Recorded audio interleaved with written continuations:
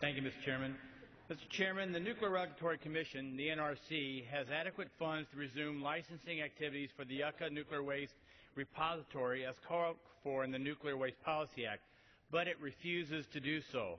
The NRC claims it has the legal authority to ignore the law duly enacted by this Congress if the agency isn't given enough money to, quote-unquote, finish the job. Under our Constitution, agencies are funded year to year. They are seldom, if ever, given enough money in 1 year to do everything the law tells them to do, especially for long-term projects. In 2008, when the Yucca Mountain licensing proceedings started, Congress appropriated NRC enough money to conduct the proceeding for that year. We sure didn't give it enough to complete the 3-year licensing proceeding. In 2009, we gave the NRC enough to carry out that proceeding for another year. The NRC didn't stop because it didn't have enough money to finish the job. In fact, NRC only stopped the licensing and refused to spend money appropriated for licensing based upon the administration's policy decision that the site is no longer workable. Now, after being hauled into federal court for ignoring its statutory duty to decide the license application in 3 years, the NRC claims it doesn't have to follow the law because while it has plenty of money to resume the licensing process and move it forward, it doesn't have enough money to finish it.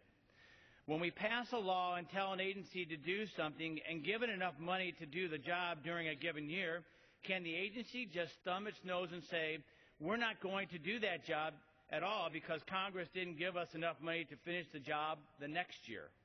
No agency has ever successfully told a court not to make it follow the law because in some future year it might not get enough money to do the job the law requires.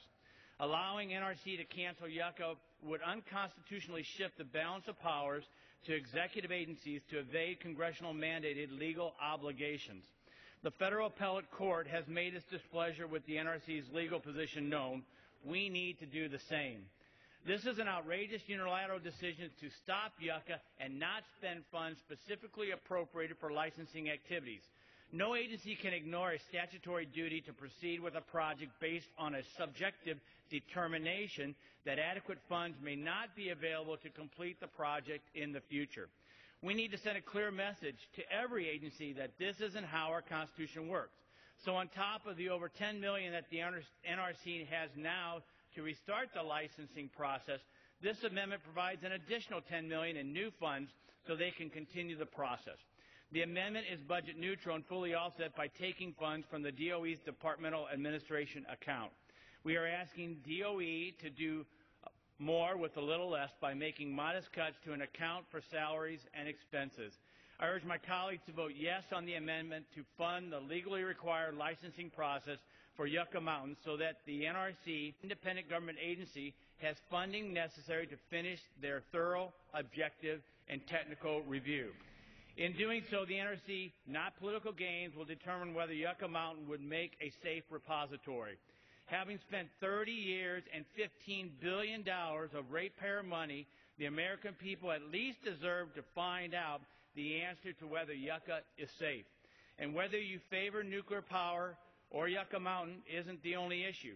The core issue is whether laws we pass may be completely ignored by agencies if they think that someday they may not get enough money to finish the job. Allowing agencies to get away with this results in shifting more of our legislative powers to unelected agency bureaucrats. And with that, Mr. Chairman, I urge all my colleagues to support the Shimkus Amendment, and I yield back my time. Jim yields back. For what purpose, gentleman?